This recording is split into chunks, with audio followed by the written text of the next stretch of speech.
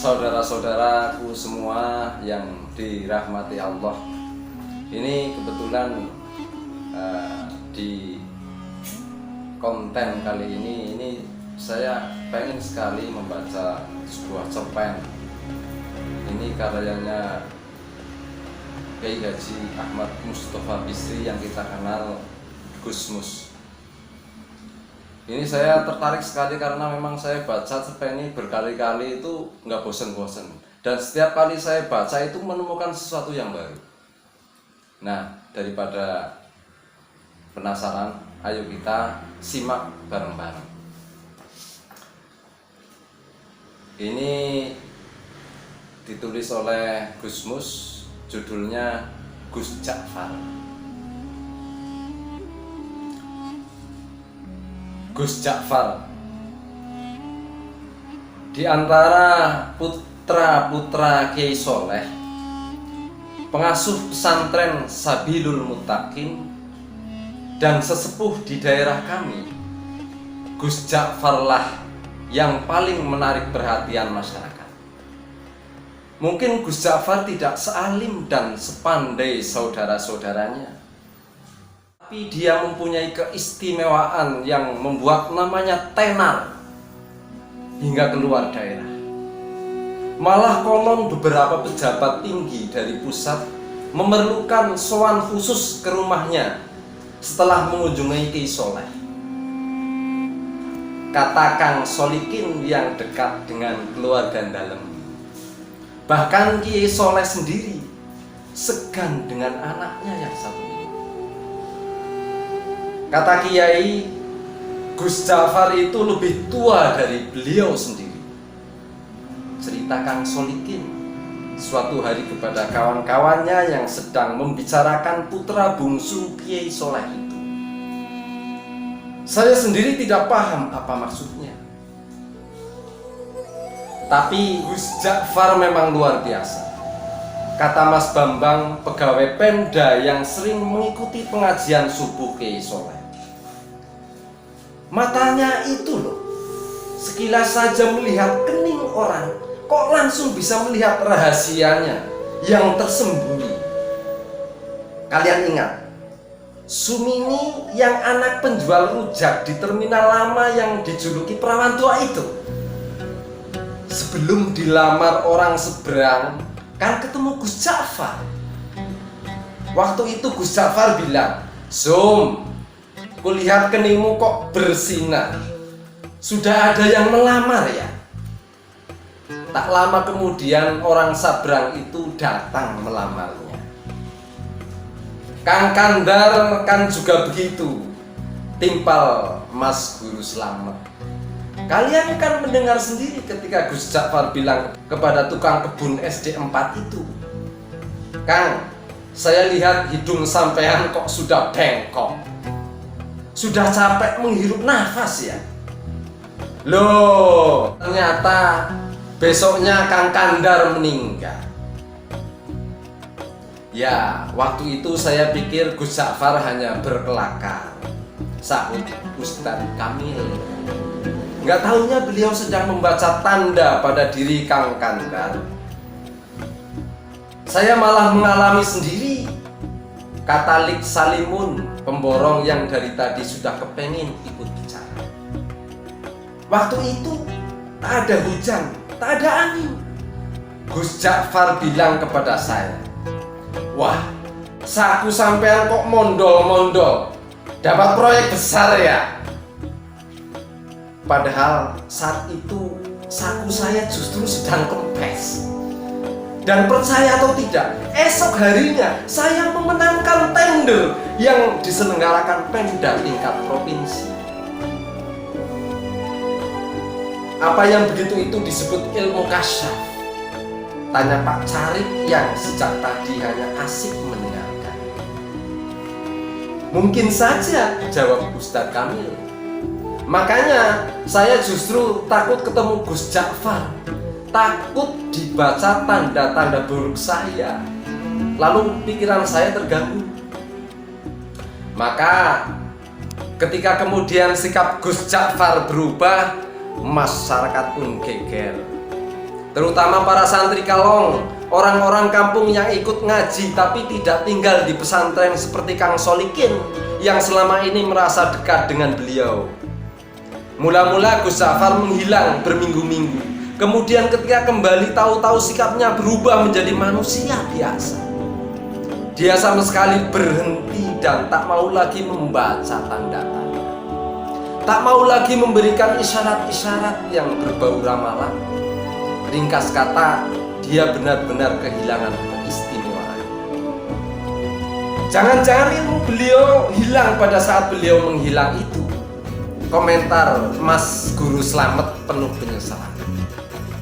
Wah, sayang sekali. Apa gerangan yang terjadi pada beliau? Kemana beliau saat menghilang pun kita tak tahu. Kata Lik Salamun, kalau saja kita tahu kemana beliau pergi, mungkin kita akan mengetahui apa yang terjadi pada beliau dan mengapa beliau kemudian berubah. Tapi bagaimanapun ini ada hikmahnya, ujar Ustadz Kamil. Paling tidak kini kita bisa setiap saat menemui Gus Ja'far tanpa merasa deg-degan dan was-was. Bisa mengikuti pengajian dengan niat tulus mencari ilmu. Maka jangan kita ingin mengetahui apa yang terjadi dengan Gus kita ini hingga sikapnya berubah atau ilmunya hilang. Sebaiknya kita langsung saja menemui beliau. Begitulah sesuai usul Ustadz Kamil pada malam Jumat sehabis wiridan sholat Isya, saat mana Gus Ja'far Prei tidak mengajar, rombongan santri Kalong sengaja mendatangi rumahnya. Kali ini hampir semua anggota rombongan merasakan keakraban Gus Ja'far, jauh melebihi yang sudah-sudah. Mungkin karena kini tidak ada lagi sekat berupa rasa segan, was-was dan takut. Setelah ngobrol kesana kemari, akhirnya Ustadz Kamil berterus terang mengungkapkan maksud utama kedatangan rombongan. Gus, di samping silaturahmi seperti biasa, malam ini kami datang juga dengan sedikit keperluan khusus. Singkatnya, kami penasaran dan sangat ingin tahu latar belakang perubahan sikap sampean. Perubahan apa? Tanya Gus Ja'far sambil tersenyum penuh arti. Sikap yang mana? Kalian ini ada-ada saja. Saya kok merasa tidak berubah. Dulu sampean kan biasa dan suka membaca tanda-tanda orang. Tugas Mas Guru Slamet.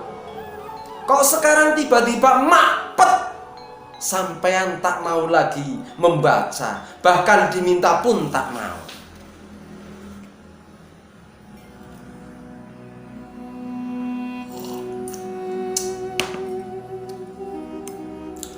Oh, itu, kata Gus Ja'far seperti benar-benar baru tahu. Tapi dia tidak segera meneruskan bicaranya. Diam agak lama. Baru setelah menyeruput kopi di depannya, dia melanjutkan. Ceritanya panjang. Dia berhenti lagi membuat kami tidak sabar, tapi kami diam saja.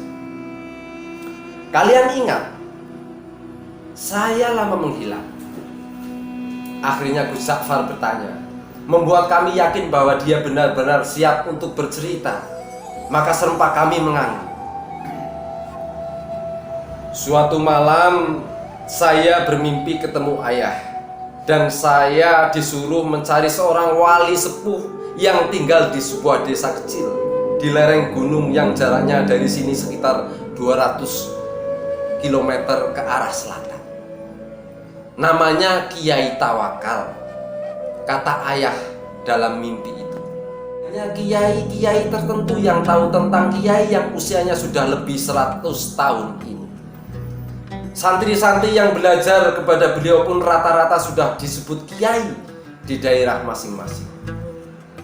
Terus terang, sejak bermimpi itu, saya tidak bisa menahan keinginan saya untuk berkenalan dan kalau bisa berguru pada wali tawakal itu. Maka dengan diam-diam dan tanpa pamit siapa-siapa, saya pun pergi ke tempat yang ditunjukkan ayah dalam mimpi dengan niatan bil barokah dan menimba ilmu beliau. Ternyata ketika sampai di sana, hampir semua orang yang saya jumpai mengaku tidak mengenal nama Kiai Tawakal. Baru setelah seharian melacak ke sana kemari, ada seorang tua yang memberi petunjuk.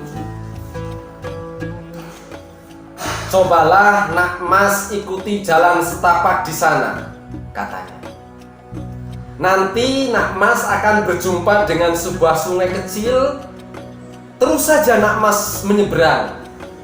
Begitu sampai seberang, nak mas akan melihat gubuk-gubuk kecil dari bambu. Nah, kemungkinan besar orang yang nak mas cari akan nak mas jumpai di sana. Di gubuk yang terletak di tengah-tengah itulah tinggal seorang tua seperti yang nak mas gambarkan. Orang sini memanggilnya Mbah Joko. Barangkali itulah yang nak mas sebut Kiai siapa tadi?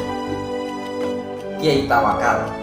Ya, Kiai Tawakal. Saya yakin itulah orangnya, Mbah Joko. Saya pun mengikuti petunjuk orang tua itu, menyeberang sungai dan menemukan sekelompok rumah gubuk dari bambu. Dan betul, ketika gubuk bambu yang terletak di tengah-tengah, saya menemukan Kiai Tawakal alias Mbah Joko sedang dikelilingi santri-santrinya yang rata-rata sudah tua. Saya diterima dengan penuh keramahan, seolah-olah saya sudah merupakan bagian dari mereka.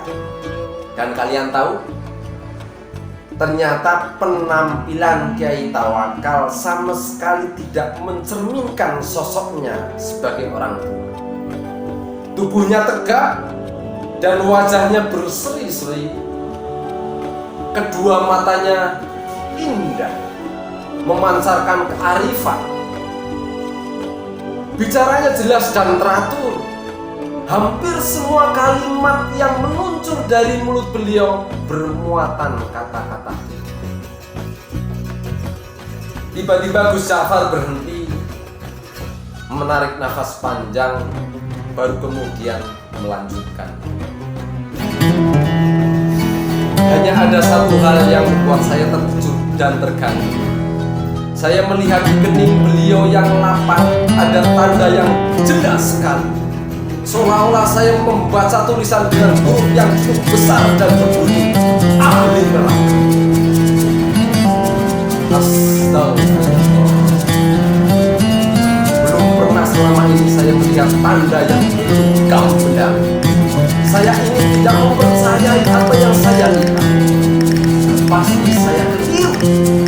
Masa seorang yang dikenal berilmu tinggi dan sekali banyak kiai dilatih sebagai ahli. Tak mungkin. Saya mencoba meyakinkan diri saya bahwa itu hanyalah ilusi. Tanda itu terus melekat di kening beliau. Bahkan belakangan saya melihat tanda itu semakin jelas ketika beliau habis berwudu. Akhirnya niat saya untuk menimba ilmu kepada beliau. Meskipun secara lisan memang saya sampaikan demikian, dalam hati sudah berubah menjadi keinginan untuk menyelidiki dan memecahkan kegaduhan.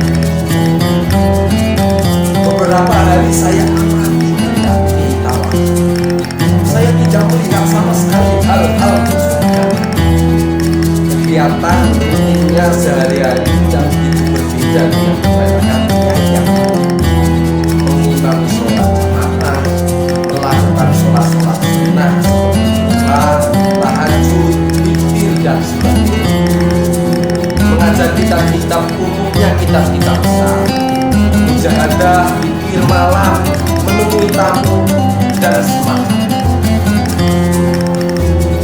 Kalaupun beliau biasanya untuk memenuhi undangan hajatan atau, dan ini sangat jarang sekali, mengisi pengajian. Memang ada kalanya beliau keluar pada malam-malam tertentu, tapi menurut santri-santri yang lama, itu pun merupakan kegiatan yang sudah dijalani Kiai Tawakal sejak semacam lelana berata. Baru setelah beberapa minggu tinggal di pesantren Babu, saya mendapat kesempatan atau tepatnya keberanian untuk mengikuti Kiai Tawakal di luar. Saya pikir inilah kesempatan untuk mendapatkan jawaban atas tanda tanya yang selama ini sudah begitulah. Pada suatu malam purnama, saya melihat Kiai keluar dengan berpakaian. Melihat waktunya yang sudah larut, tidak mungkin beliau pergi untuk mendatangi undangan hajatan apapun. Dengan hati-hati saya membuntutinya dari belakang. Tidak terlalu dekat, tapi juga tidak terlalu jauh. Dari jalan setapak hingga jalan desa, Kiai terus berjalan dengan langkah yang tetap tegap. Akan kemana beliau gerangan? Apa ini yang disebut semacam lelana berata? Jalan semakin sepi, saya pun semakin berhati-hati mengikutinya, khawatir tiba-tiba Kiai menoleh ke belakang. Setelah melewati kuburan dan kebun sengon, beliau berbelok. Ketika kemudian saya ikut belok, saya kaget. Ternyata sosoknya tak kelihatan lagi. Yang terlihat justru sebuah warung penuh pengunjung. Terdengar gelak tawa ramai sekali. Dengan bengong saya mendekati warung terpencil dengan penerangan petromak itu. Dua orang wanita, yang satu masih muda dan yang satunya lagi lebih tua, dengan dandanan yang menor, sibuk melayani pelanggan sambil menebar tawa genit ke sana kemari. Tidak mungkin Kiai mampir ke warung ini, pikir saya. Ke warung biasa saja tidak pantas, apalagi warung yang suasananya saja mengesankan kemesuman ini. Mas Ja'far! Tiba-tiba saya dikagetkan oleh suara yang tidak asing di telinga saya, memanggil-manggil nama saya. Masya Allah, saya hampir-hampir tidak mempercayai pendengaran dan penglihatan saya. Memang betul, mata saya melihat Kiai Tawakal melambaikan tangan dari dalam warung. Dengan ikut dan pikiran tak karuan, saya pun terpaksa masuk dan menghampiri Kiai. Saya yang duduk santai di pojok. Warung penuh dengan asap rokok. Kedua wanita menor menyambut saya dengan senyum penuh arti. Kiai Tawakal menyuruh orang di sampingnya untuk bergeser. Kasih kawan saya ini tempat sedikit. Lalu kepada orang-orang yang ada di warung, Kiai memperkenalkan saya. Katanya, ini kawan saya. Dia baru datang dari daerah yang cukup jauh. Cari pengalaman, katanya. Mereka yang duduknya dekat serta-merta mengulurkan tangan, menjabat tangan saya dengan ramah, sementara yang jauh melambaikan tangan. Saya masih belum sepenuhnya menguasai diri, masih seperti dalam mimpi, ketika tiba-tiba saya dengar Kiai menawari, minum kopi ya?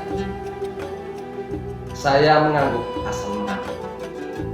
Kopi satu lagi yuk, kata Kiai kepada wanita warung sambil mendorong piring jajan ke dekat saya. Silahkan.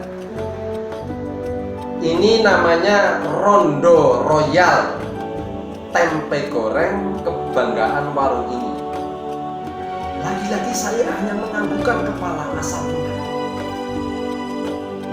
Kiai Tawakal kemudian asik kembali dengan kawan-kawannya dan membiarkan saya bengong sendiri. Saya masih tak habis pikir, bagaimana mungkin Kiai Tawakal yang terkenal waliullah dan dihormati para kiai lain bisa berada di sini. Akrab dengan orang-orang beginian, bercanda dengan wanita warung. Inikah yang disebut lelana berata? Ataukah ini merupakan dunia lain beliau yang sengaja disembunyikan dari umatnya? Tiba-tiba saya seperti mendapat jawaban dari tanda tanya yang selama ini mengganggu saya, dan karenanya saya bersusah payah mengikutinya malam ini. Oh, pantas di geningnya melihat tanda itu. Tiba-tiba sikap dan pandangan saya terhadap beliau berubah. Mas, sudah larut malam. Tiba-tiba suara Kiai Tawakal membuyarkan lamunan saya. Kita pulang yuk. Dan tanpa menunggu jawaban saya, Kiai membayari minuman dan makanan kami. Berdiri melambai kepada semua, kemudian keluar. Seperti kerbau dicocok hidung, saya pun mengikutinya. Ternyata setelah melewati kebun sengon, Kiai Tawakal tidak menyusuri jalan. Ternyata setelah melewati kebun sengon, Kiai Tawakal tidak menyusuri jalan-jalan yang tadi kami lalui. Biar cepat, kita mengambil jalan pintas saja, katanya. Kami melewati pematang, lalu menerobos hutan, dan akhirnya sampai di sebuah sungai. Dan sekali lagi saya menyaksikan kejadian yang menggoncangkan. Kiai Tawakal berjalan di atas permukaan air sungai, seolah-olah di atas jalan biasa saja. Sampai di seberang, beliau menoleh ke arah saya yang masih berdiri mematung. Beliau melambai, "Ayo!" teriaknya. Untung saya bisa berenang. Saya pun kemudian berenang menyeberangi sungai yang cukup lebar. Sampai di seberang, ternyata Kiai Tawakal sudah duduk-duduk di bawah pohon randu alas menunggu. Kita masih punya waktu, insya Allah sebelum subuh kita sudah sampai di pondok.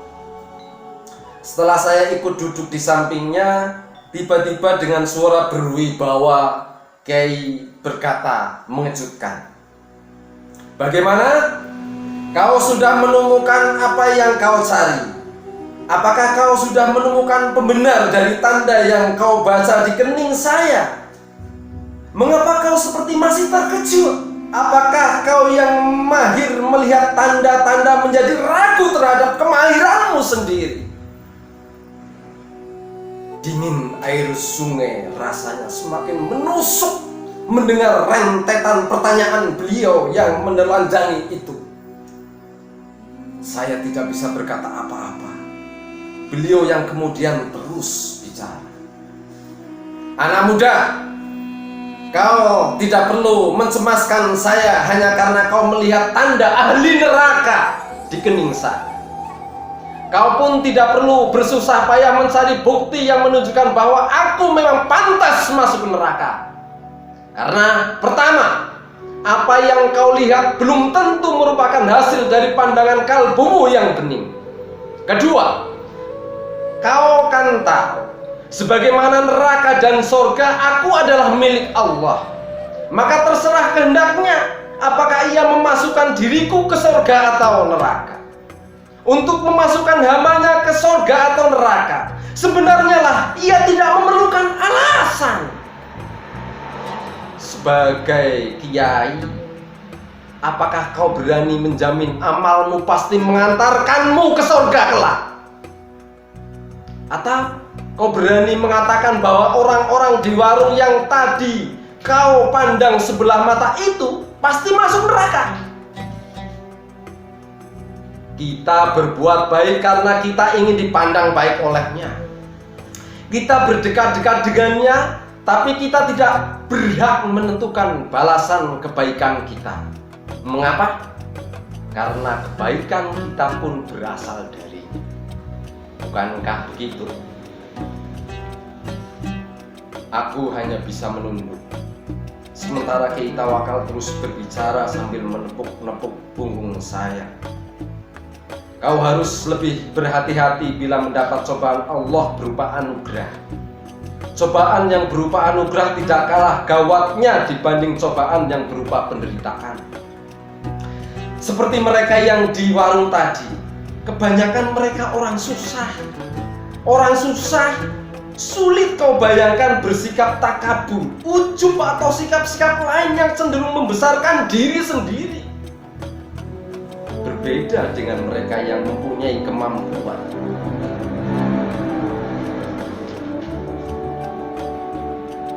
Berbeda dengan mereka yang mempunyai kemampuan dan kelebihan. Godaan untuk takabur dan sebagainya itu datang setiap saat. Apabila kemampuan dan kelebihan itu diakui oleh banyak pihak, godaan takabur dan sebagainya itu datang setiap saat. Apabila kemampuan dan kelebihan itu diakui oleh banyak pihak. Malam itu saya benar-benar merasa mendapatkan pemahaman dan pandangan baru dari apa yang selama ini saya sudah ketahui. Ayo kita pulang. Tiba-tiba Kiai bangkit. Sebentar lagi subuh. Setelah sembahyang subuh nanti kau boleh pulang. Saya tidak merasa diusir. Nyatanya memang saya sudah mendapat banyak dari kiai luar biasa. Ketika saya ikut bangkit, saya celingukan, Kiai Tawakal sudah tak tampak lagi. Dengan bingung saya terus berjalan. Ku dengar adzan subuh berkumandang dari sebuah surau, tapi bukan surau bambu. Seperti orang linglung, saya datangi surau itu dengan harapan bisa ketemu dan berjamaah sholat subuh dengan Kiai Tawakal. Tapi jangankan Kiai Tawakal, orang yang mirip beliau pun tak ada. Tak seorang pun dari mereka yang berada di surau itu yang saya kenal. Baru setelah sembahyang, seorang menghubungi saya. Apakah sampeyan Ja'far? Ketika saya mengiyakan, orang itu pun menyerahkan sebuah bungkusan yang ternyata berisi barang-barang milik saya sendiri. Ini titipan Mbah Joko, katanya milik sampean. Beliau di mana? Tanya saya. Mana saya tahu, jawabnya. Mbah Joko datang dan pergi semaunya. Tak ada seorang pun yang tahu dari mana beliau datang dan kemana beliau pergi. Begitulah ceritanya. Dan Kiai Tawakal alias Mbah Joko yang telah berhasil mengubah sikap saya itu tetap merupakan misteri. Gus Ja'far sudah mengakhiri ceritanya. Tapi kami yang dari tadi suntuk mendengarkan masih diam, tercenung sampai Gus Ja'far kembali menawarkan sebuah.